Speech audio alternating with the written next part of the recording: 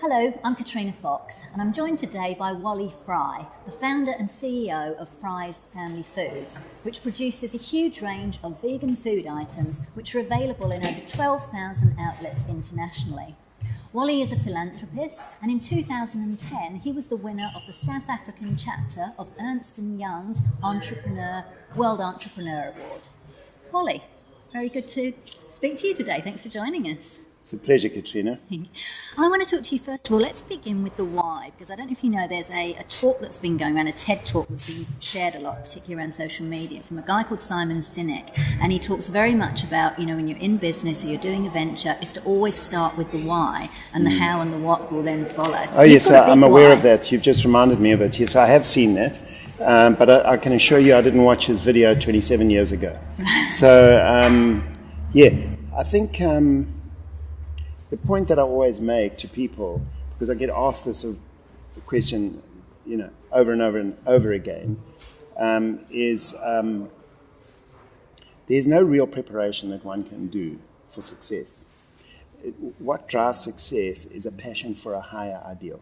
Okay, so if you own a restaurant, for example, you can have a higher ideal. You can decide within your restaurant, for example, or if it's just a coffee shop, let's just really get simple, to make the best coffees in the whole region where you situate your coffee shop. So, and that your customers enjoy the very best experience. So it becomes a passion of service to your customer. And it also may be that you have that higher ideal of maybe you'll only source your beans from fair trade, plantations. So I always say to people, you should strike the higher ideal. And it's something that is born inside you. You can't go and look in the book and say, okay, let me find a list of higher ideals and I'll stick to that one for the rest of my life. It's something that just comes along, that you decide that you want to be part of or do or lead, and so then you start. And because of your passion and enthusiasm, there is a universal belief, and it's a truth if you study it further, which I have. There's a universal truth that says when you make something with that kind of love and passion, then there's a vibration about it which tends to make it successful. So at the end of the day, some people do have that ideal, but then they end up making, through lack of skill or whatever, make a trashy product and then they don't survive. So all the things have to follow. You have to have the high ideal, but when you start selling or producing or making your special product and following that ideal or passion, you have to make an extremely good product that delivers when the person you're trying to serve buys it or has it or uses it. So I think that's probably how I would start off by explaining when he says the why. The why needs to be a higher ideal, and that higher ideal has to be above profit and the fruits of the financial fruits.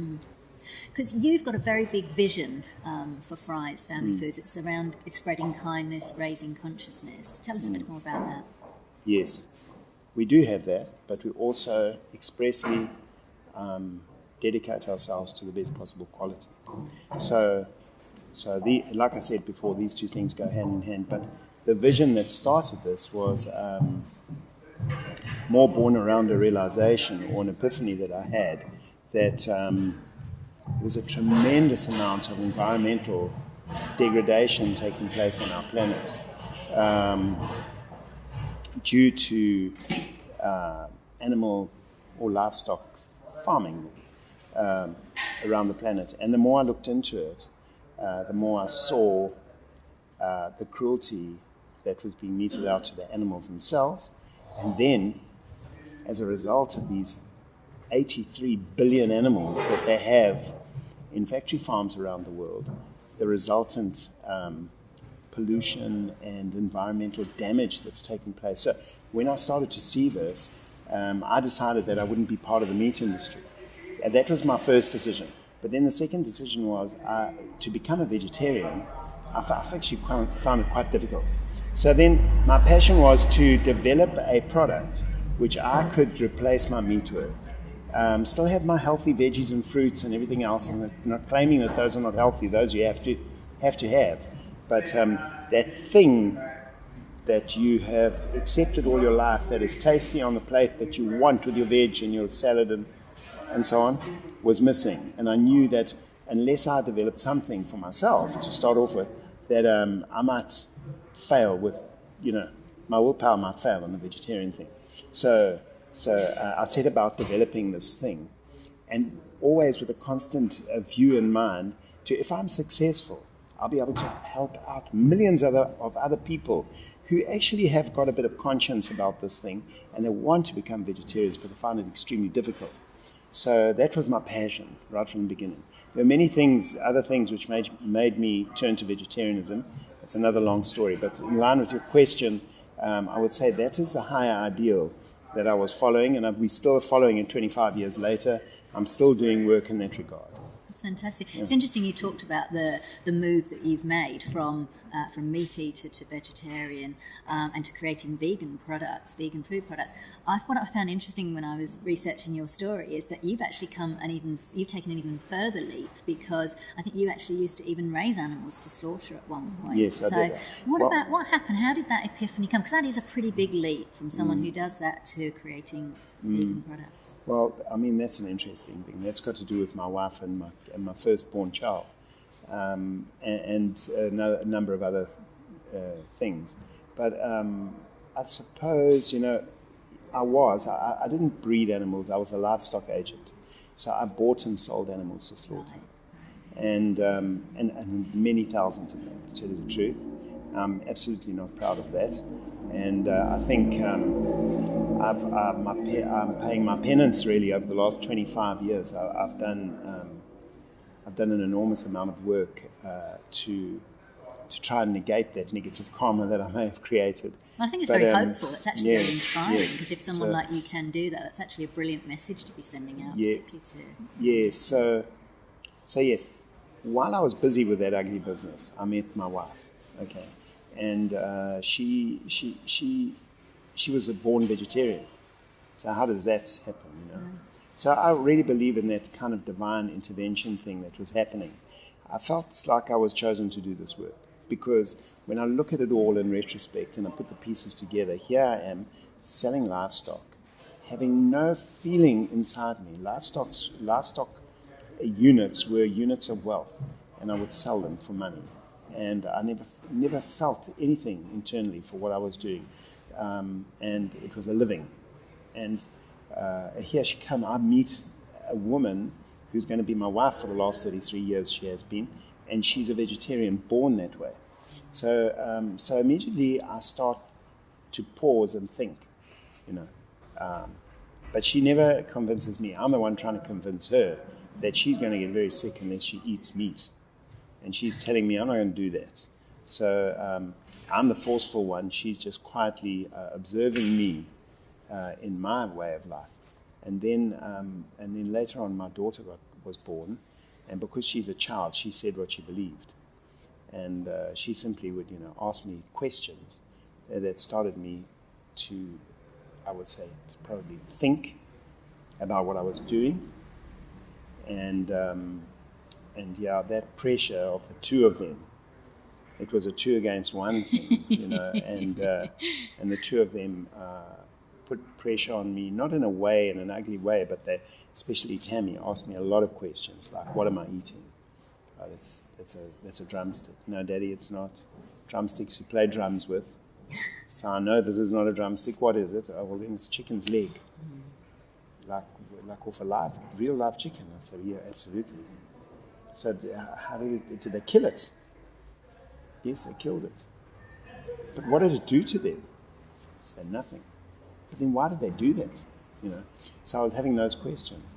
Another very funny thing that happened, not funny, but interesting thing that happened, we were at a restaurant, there was a bust of a waterbuck, which is an antelope, an African antelope, up on the wall, trophy. And she said to me, Daddy, what's that? I said, it's a waterbuck.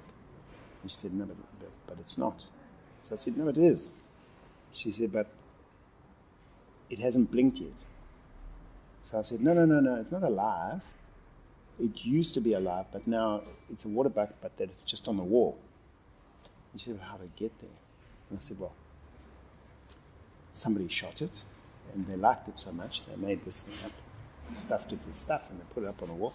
I gave her a brief description of it. She said, well, why did they do that? I said, no, because they liked it. They thought it was beautiful. She said, but if they thought it was beautiful, why did they kill it? Wow. So, and then then she said to me, nothing can be beautiful when it's dead. So this was a 3-year-old. Wow. So, that opened, I would say started to lift the veil. And then many other things happened. I saw environmental degradation in Africa, in places like Botswana, where there's fences right across hundreds of kilometers long. It's these dead straight fences. On one side is cattle farming, the other side is game reserve, where the big five live and all the other animals that you find in Africa. And on the side where the animals live, there are many more of them per square kilometer than there are on the other side of the cut line. And on the other side of the cut line, you just find a dust bowl. It's just a desert where the cattle are being farmed. And on the side where the game is living, it's perfect, pristine grasslands and bush and trees. And I found out that the cattle farming I came to realize cattle farming was a thing destroying the environment there. Huge pieces of land, just thousands of square kilometers destroyed, dust. I believe you've said, I think when you've spoken at conferences, we need to awaken the intellect of industry, particularly in regards to environmental destruction and how the role of animal agriculture within that. How do you think we can do that? Because so many people are still they're a bit closed off to it. There's a film about to come out, if you've heard, called Cowspiracy, and it's the film that environmental organisations don't want you to see. And it's like the filmmakers had a hard time getting it made because a lot of the environmental organisations, even though they know about this, the United Nations have done the report, there just seems to be this kind of blind spot. They don't want to hear it. So what are your thoughts or your advice on how we can sort of break through that and actually get people to really take it seriously and to take proactive action instead of just changing a few light bulbs or driving a different car to actually make a big difference? We always, in line with your question, we always make the note that a vegan in a V8 SUV is more eco-friendly than a meat eater on a bicycle. So you're absolutely right. It's work like the work we're doing now, this talk I'm having with you, and whoever this touches when they see it. It's that kind of work, I suppose, that will trigger, a moment of awakening in an individual that will make him start to think. But the thing is, we're never going to be able to force people to understand this conversation until they're ready to understand it. My hope and my belief is that we're living in a time now when there's a very, very sharp increase in awareness and consciousness on the planet amongst human beings. So this is really a time when people are ready to hear the message and ready to activate their intellects, to ask the question, of themselves. Am I doing the right thing here or the wrong thing here? Is what I'm doing delivering a minimal impact on all things, living things, or is it delivering a big impact? How can I do something about that personally? And then when that happens, if that happens to be a CEO of a company that's asking that question of himself, then there's a passion and a belief that he can do something. So once you decide that, then we all know that there's this thing called power of attraction. Once you decide something, passionately, and you're in a position of strength where you can call the shots, then these kind of things start to happen.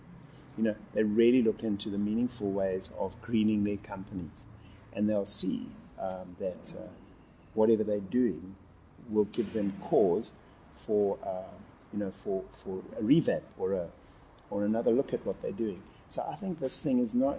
I can't give you a recipe for getting people to become conscious. That's what you're asking. Because consciousness is when the intellect starts to develop. When you're conscious of things, you ask questions about them. And there are many people that go through life, there are people that go to work and come back, they don't even know what the sky looked like. So what do you say to those people? You can't. They've got a long way to go before they get out of that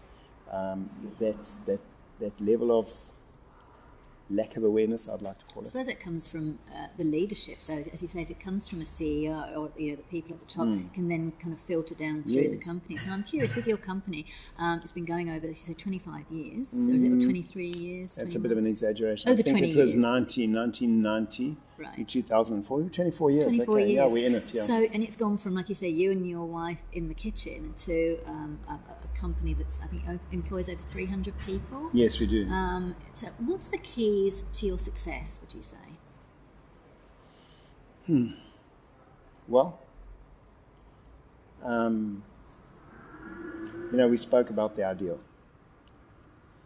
So, or the higher ideal, which you place in front of you above just making money. There's a very big difference.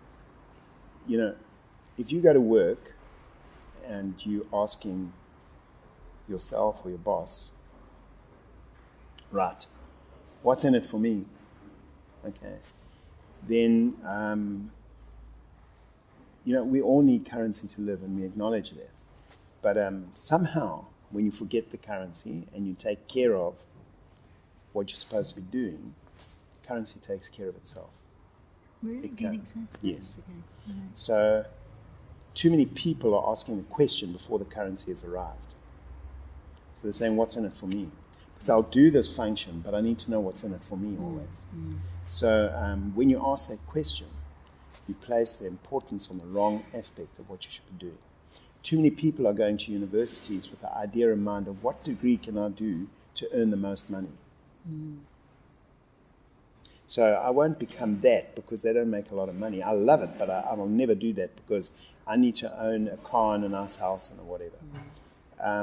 So education itself has been geared to teach people. You will ask what's in it for me first before you make a decision. So all your decisions are based on what's in it for me. What should they be asking? Yeah, so they should be asking is what can I do for you?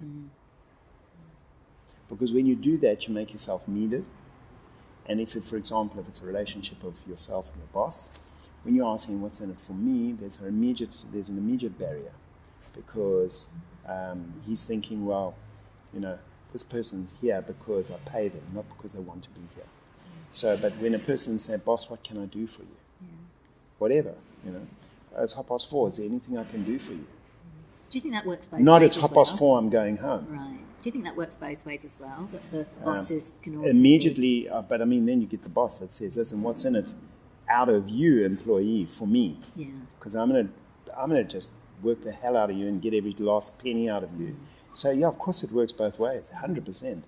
He should be looking at the employer and saying, "What can I do for you?" So once we start asking each other that question, and we passionately believe that we are doing something good for somebody else, I think that these things start to fall into place. You don't worry too much about the money. It'll take care of itself if you passionately pursue what you love to do, and you just do it because you like it, not because it pays less or more money. But does that mean then you wouldn't have some kind of business plan or anything then? No, I'm not for 1 minute suggesting that you shouldn't take care of a business and it's proper, there's proper corporate governance to every business. You've got to make the dollars and cents balance, and you have to work for a profit. But it's the primacy you give it. Right. That's of great importance. Okay. So, and I never borrowed any money I've never to this day borrowed a cent from anybody ever to run my business, to buy a car, to do whatever. So I had a simple rule in life: if I haven't got the money, I don't want it. And yet, I managed to achieve all my goals without the need to go and borrow something. So And because I was so passionately involved in the idea and the ideal that I was following, all I can tell you is that everything else, the money part of it, just falls into place. I've never been one to sit and look at the graphs of how much money I've made. I'm almost disinterested. What I am interested in is, how many people have bought fries, which means that many less cattle have been killed this month or this year or in the last 5 years or whatever. Those are the figures that drive me more than, okay, what profit did we make? Yes, we need a profit, otherwise we can't run the company anymore. We understand that, but it's the primacy we give it. Yeah, that's an interesting one, because that's what I was thinking. Because I can think, people watching this, the CEOs and executives saying, well, that all sounds a bit kind of airy-fairy. I'm the CEO of a massive corporation. People are relying on me for their jobs and their livelihood. He still has to be very, very cautious about the governance of his business and keep the business machine in place. But he can change the focus of the people and himself and the company to be more driven towards the ideal of why they started that business in the first place. Right. Do you think a lot of corporations have lost sight of that, of why they were begun? They do, and they have to, because they're satisfying shareholders and they're satisfying so many people that are barking for the money. They almost lose sight of the fact that, but the reason why we started this business was A, B, or C, and then just really focus on that. I put a huge focus on that. Make people love that thing that they started that business for. Change the attitudes and minds of the people in the business to be loving that thing that they serve the public with or serve the consumer with. And I think that's really, really, really important to that kind of success. Now, the fact that you mentioned success, and as you rightly say, you have to have some profit to stay in business, to keep in business. So you've obviously been very successful within that. Can you say something about, because a lot of people think, if you're being ethical, it costs money, you can't make a profit, it's too expensive, to be environmentally friendly or to introduce these issues. Can you say something about how being ethical, how a corporation or a company being ethical can actually impact positively on the bottom line? Well, so I think that's a conversation we don't really hear. Well, it's a very good question, because I would say that we're probably on the leading edge of trying to, do that kind of thing. But what it does for you as a company is that it gives you a uniqueness instead of just being another company doing that same thing, because every company's got competitors. So if you're just another one that's delivering the same old service as the other one, which is delivering the same old service as the other one, then you're just one of the run-of-the-mill whatevers. So the moment you start making the call on, ethical values and where you source your stuff and how you employ people and what you give back to the people that work for you in terms of maybe, training, education, whatever kind of stuff that you can give back, depending on your circumstance. Once you start that, you become, within your industry and competitive circle of companies or businesses that do what you do, you become unique if you drive it hard enough. But the thing is, most people are too scared to do it because it's a lot of work. To go out there and research that you're sourcing from the right thing or you're doing these things that we call ethical, actually takes a lot of work, and you would feel that it's watering down your main focus. I think that's what holds people back to a certain extent. The easy way out is to do what everybody else is doing. Everybody buys their stuff there. I also buy my stuff there. I just put a markup on it and sell it, and that's it. But the moment I have to start getting on a plane and going there to see if they actually do this thing properly or whatever it is, that starts to become difficult. But once you can claim it, you will fall into a niche of companies that find themselves unique in that sense. And that becomes profitable. So, because that gives you that advantage of being able to say, look, I have to charge a little extra because the stuff is not cheap. It's the stuff I'm buying and using or selling or whatever is not a commodity. It's special. I had to go and find it. So then people like to associate themselves with that, not everybody, but there are people who have got that, who are also personally living in consciousness, and then they feel that they would like to be a part of that, rather than the other company who's just doing, the run of the mill. And the people are beginning more and more to feel, I'm going to go to that coffee shop because he serves organic beans, and the other one because he's fair trade beans or whatever, and they feel good about it, that they're supporting some peasant farmer in Ethiopia. They feel good about that, and so if they don't pay $3.50 for a cup of coffee and they pay $3.75, then they're okay with that, Yeah. So following on from that, you do your company through your foundation, the Fry's Family Foundation. You do a lot of philanthropic work as well, like you donate food and money to causes such as Sea Shepherd, the crew of the Sea Shepherd. Yeah, we do. So a whole lot of things. How do you choose? You've got to be careful whether we call it philanthropic or whether we call it for animals. So we do assist the Sea Shepherd, but the ulterior motive is to assist them to be able to go and fend off the Japanese harpoon ships, the whaling ships. Yeah. So that's really the motive. The motive is not really to feed the people on the ship. Right. So, but we make it easier. It's that higher ideal again. Yeah. So we are feeding the people on the ship. It saves them some cost, and it makes it easier for them to be able to conduct their campaigns.